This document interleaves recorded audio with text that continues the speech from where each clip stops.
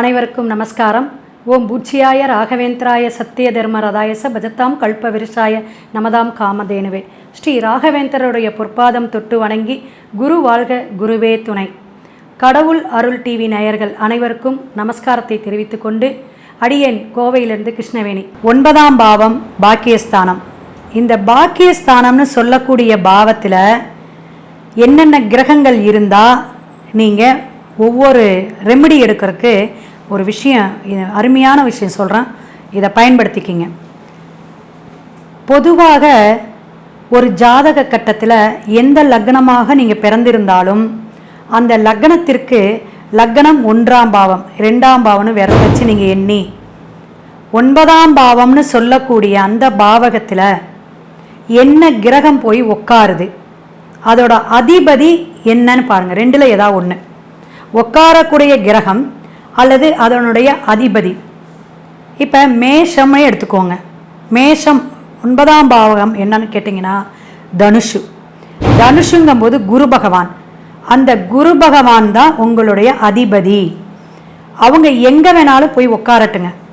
ஆனால் ஒவ்வொரு லக்னத்திற்கும் 9ஆம் அதிபதி யாராக இருந்தாலும் அல்லது அந்த 9இல் எந்த கிரகம் இருந்தாலும் இந்த மாலையை நீங்கள் அனுபவிங்க. கண்டிப்பாக ரொம்ப ரொம்ப சிறப்பாக இருக்கும். ஒரு பாசிட்டிவ் எனர்ஜி கிடைக்கும். எதை நீங்கள் தேடிக்கிட்டு இருக்கீங்களோ அது சீக்கிரமாக உங்களுக்கு கிடைக்கும். அது எந்த ஒரு விஷயமா இருந்தாலும் சரி, தொழிலாக இருக்கட்டும், திருமணமாக இருக்கட்டும், குழந்தையாக இருக்கட்டும், ஒரு ஜெயிக்கக்கூடிய ஒரு புகழாக இருக்கட்டும், எதுவோ அது உங்களுக்கு சீக்கிரமாக கிட்டக்கூடிய ஒரு தாந்திரிகம், ஆன்மீகம் சார்ந்த பரிகாரம் அப்படின்னு நீங்கள் தெரிஞ்சுக்கலாம். அப்போ 9ஆம் அதிபதி சூரியன் அல்லது 9ல் சூரிய பகவான் இருக்கார் அப்படின்னா நீங்கள் உத்ராட்ச மாலை அணியலாம். சிவன் அப்படின்னு வழிபாடே சூரியனுக்கு தான். அப்போ சூரிய கிரகமான சிவனுடைய வழிபாடான உத்ராட்ச மாலையை நீங்கள் அணியணும். அதுக்கும் சில ஐதீகங்கள் உண்டு. ஒரு சிவனடியார்கிட்ட வாங்கி அவங்கக்கிட்ட இருந்து நீங்கள் ஒரு பிளெஸ்ஸிங் வாங்கி அணியலாம். அல்லது நல்ல ஒரு பிரசித்த பெற்ற ஒரு கோயிலில் வாங்கலாம். அல்லது யாத்திரையெல்லாம் சொல்லக்கூடிய அந்த காசி யாத்திரை, ராமேஸ்வரம், இது மாதிரி ஒரு புனிதமான அந்த இடத்துல இருந்து நீங்கள் உத்ராட்சை வாங்கிட்டு வந்து அதை கோத்து போடக்கூடிய அமைப்பு எப்படியெல்லாம் செய்யணும் அப்படின்னு நீங்கள் ஃபோன் பண்ணி கேட்டுக்குங்க. ஆக மொத்தத்தில் சூரிய பகவான் தொடர்போ அதிபதியாக இருந்தால் உத்ராட்ச மாலை அணிவது மிக மிக சிறப்பு. இதைவிட உங்களுக்கு சூட்சுமம், ஒவ்வொரு ராசிக்காரங்களும் ஒவ்வொரு நட்சத்திரக்காரங்களும் எந்த 6 முகமா 5 முகமா 2 முகமா இது மாதிரி பல கன்ஃபியூஸ் இருக்குது. இதை நீங்கள் ஃபோன் பண்ணி கேட்டுக்குங்க. சூரியனுடைய அமைப்பு கொண்டவங்க அனைவருமே 9ஆம் பாவத்துடைய தொடர்பு உடையவங்க உத்ராட்ச மாலை அணிங்க. கண்டிப்பாக ஜெயிப்பீங்க. எல்லா சகல சம்பத்தும் கிடைக்கும். அடுத்தபடியாக சந்திர பகவான். சந்திர பகவான் அப்படின்னா ஜலம் நீர் சம்பந்தமான அமைப்பு. அப்போ அந்த மனோகாரகன் உங்களுடைய 9ஆம் அதிபதியாகவோ 9ஆம் இடத்துலையோ அமருது அப்படின்னா ஸ்படிக மாலை. நீங்கள் சொல்லுவீங்க ஸ்படிக மாலைனா கோபம் வர்றதுக்கு தானே போடுவீங்க. அப்படி இல்லைங்க. சாந்த குணத்தையும் குளிர்ச்சியான எண்ணத்தையும் எதையும் தாங்கிக் கொள்ளக்கூடிய மனப்பக்குவத்தையும் மன அமைதியும் கொடுக்கக்கூடியதான் இந்த ஸ்படிக மாலை. இந்த மணிமாலையும் நீங்கள் கவனமாக நீங்கள் வாங்கி அணியணும். உங்களுடைய சந்திரனுடைய நிலை எப்படி இருக்குன்னு பார்த்துக்கணும். சந்திர பகவான் விருச்சிகத்தில் நீஷம், அவங்க அணியலாமா வேண்டாமா, மற்ற கிரக பாவ கிரகமோ சுபகிரக தொடர்பு இருக்கா அப்படிங்கிறதையும் நீங்கள் பார்த்துக்கிட்டு சந்தேகத்தை நீங்கள் நிவர்த்தி பண்ணிட்டு அணிஞ்சுக்கிட்டா மிக சிறப்பான உன்னதமான பலனாக இருக்கும். 9ஆம் அதிபதி செவ்வாய் பகவானாக இருக்குது அல்லது 9இல் செவ்வாய் உட்காரார் அப்படின்னா நீங்கள் என்ன அணியணும் அப்படின்னு கேட்டிங்கன்னா இதெல்லாம் வெள்ளியிலேயோ அல்லது நல்ல ஒரு நரம்புலையோ கோத்து ஒரு பிளெஸ்ஸிங்கோட கோயிலில் வச்சு அர்ச்சனை பண்ணி அல்லது கோயிலில் சுவாமிக்கு அந்த அபிஷேக ஆராதனை பண்ணுவாங்க. ஸோ அந்த காலகட்டத்தில் உங்களை மணிமாலையெல்லாம் கழட்டி போட்டு அதில் நீங்கள் அந்த அபிஷேகத்தோட பண்ணி நீங்கள் வாங்கி போட்டாலும் சிறப்பு. எல்லாத்தையும் சொல்லிவிட்டு கடைசி இதை எப்படி நம்ம உபயோகிக்குங்கிறதையும் சொல்கிறேன். அப்போ செவ்வாய் பகவான் இருந்தால் பவள மணி மாலை அணிஞ்சு கொள்வது மிக சிறப்பு. செவ்வாய்ங்கிற தோஷம் உள்ளவங்களும் இதை அணிஞ்சுக்கலாம். இதில் நிறைய வகைகள் இருக்குது. ஒரிஜினல் எதுன்னு பார்த்து கவனமாக போட்டுக்கணும். கண்டிப்பாக வெள்ளியில் கோத்து போகிறது தான் மிக சிறப்பு அப்படின்னு சொல்லலாம். அடுத்ததாக புதன் பகவான். 9ஆம் இடத்துல புதன் பகவான் தொடர்போ, புதன் பகவான் அங்கே இருக்கிறார் அல்லது 9ஆம் அதிபதியே புதன் அப்படின்னு நீங்கள் சொன்னீங்கன்னா துளசி மணி மாலை போடலாம். இதுவும் ஒரு சில கேள்விகள் இருக்கும். துளசி மணி மாலை நம்ம போடலாமா, போட வேண்டாமா, எந்த கிரகம் நமக்கு பாக்கியமாக இருக்குதுன்னு நினைக்கிறதோ அதை நம்ம பயன்படுத்தினா கண்டிப்பாக சக்ஸஸை கொடுக்கும்.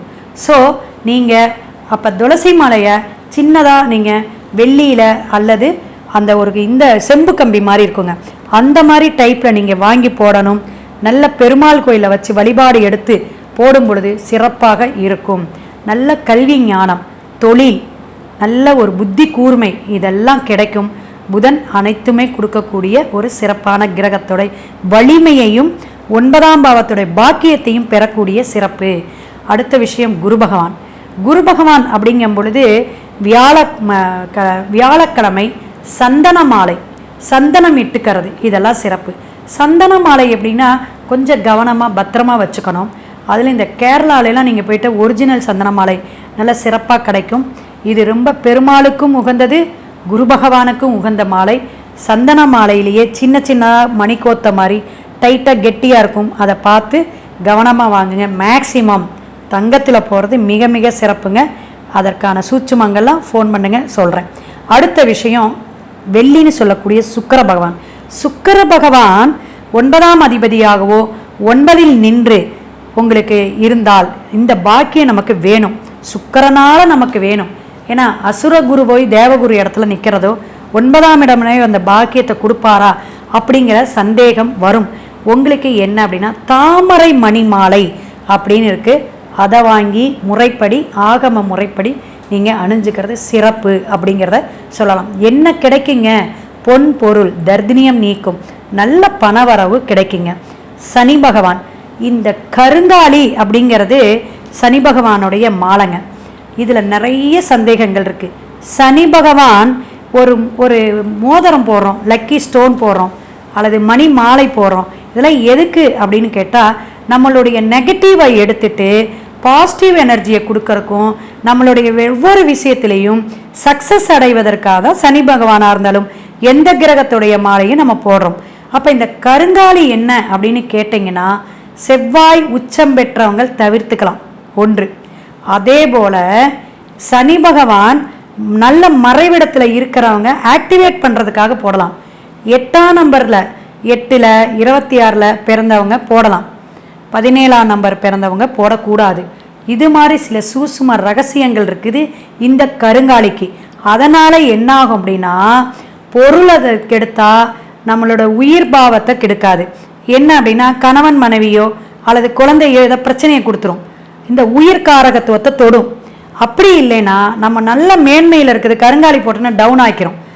இது டவுன் ஆகிறதா அல்லது உயர்வான இடத்துக்கு போகிறதா, இந்த 2 விஷயத்தையும் நல்லா அனலைஸ் பண்ணிவிட்டு கருங்காலி நீங்கள் போடணும். 3ஆம் பாவத்தை ரொம்ப கவனமாக எடுத்து பார்க்கணும். இது கையில் போகிறதா மாலையாக கழுத்தில் போட்டுக்கிறதா அப்படிங்கிறத சந்தேகம் உங்களுடைய ஜாதக கட்டத்தை ஒரு அனலைஸ் பண்ணிவிட்டு போட்டுக்கலாம். அடுத்தது ராகு பகவான். ராகு பகவான் அப்படிங்கிறவங்க செங்காலி போடலாங்க. செங்காலி எதுக்கு அப்படின்னு கேட்டிங்கன்னா நல்ல ஜெயத்தை கொடுக்கக்கூடியது, வெற்றியை கொடுக்கக்கூடியது, நம்ம மருத்துவ குணம் அதில் இருக்குங்க. ஏன்னா ராகுனாவே கொஞ்சம் நோய் நொடியை கொடுக்கும், அலைச்சலை கொடுக்கும், கெட்ட பெயரை கொடுக்கும், போதைக்கு அடிமையாக்கும். சில விஷயத்துக்காக தான் இந்த புனிதத்துவமான மாலையை போட்டோம்னா நமக்கு ஒரு பாசிட்டிவ் எனர்ஜி, நல்ல ஒரு சுபிக்ஷத்தை கொடுக்கறதுக்காக தான் ரெமிடி எடுக்கிறோம். அது நல்ல ஒரு அமைப்பாக இருக்கும், நம்பிக்கையோடு செய்யணும். அடுத்தது கேதுங்க. கேது 9ஆம் பாவத்திலேயே இருக்குது அல்லது 9க்கு அதிபதி கேது பகவான அந்த நட்சத்திரம் அமையுது அப்படின்னா நட்சத்திர சாரத்தை நம்ம தான் அந்த அதிபதினு எடுக்கிறோம். ஸோ அது என்ன அப்படின்னு கேட்கும்போது அல்லது கேது திசை 7 வருஷம் நடக்கிறவங்க கூட இந்த ராகு கேது பாவகிரகத்துக்கு மட்டும் நீங்கள் அந்த காலகட்டத்தில் போட்டுக்கலாம்.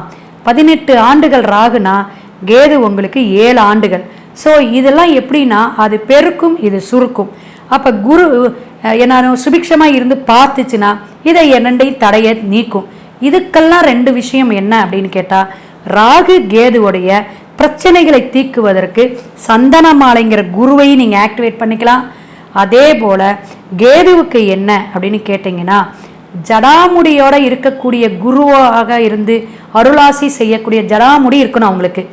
அவங்க தரிச்சிருக்கக்கூடிய துணி எப்படி அப்படின்னா, ஆன்மீக ரீதியாகவும் ஒரு சந்நியாசியாகவும் இருக்கக்கூடியவங்க கிட்ட மட்டுமே ஆசீர்வாதம் வாங்கி அவங்களுடைய பாத ரட்சகைம்பாங்க.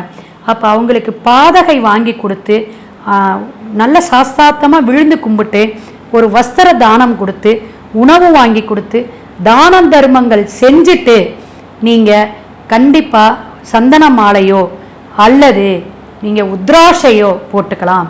இப்போ உங்களுக்கு கேதுவை பற்றி புரிஞ்சிருக்கும். அந்த பிளெஸ்ஸிங் எங்கே வாங்கணுங்கிறத முக்கியம். ஸோ ஒவ்வொரு 9ஆம் பாவத்தில் இந்த 9 கிரகங்களுடைய கனெக்டிவிட்டி தொடர்பு அல்லது அதிபதி எந்த இடத்துல இருந்தால் எனக்கு பாக்கியம் கிடைக்கலங்க, எந்த ஒரு விஷயமும் சக்ஸஸ் ஆக மாட்டேங்குதுன்னு பிரேக் ஆகுது அப்படின்னா இதை முயற்சித்து பாருங்கள், கண்டிப்பாக சக்ஸஸ் ஆகும். அப்படிங்கிறத நம்பிக்கையோடு செய்யுங்க, நல்ல வழிபாட்டோடு செய்யுங்க, வெற்றி நிச்சயம்.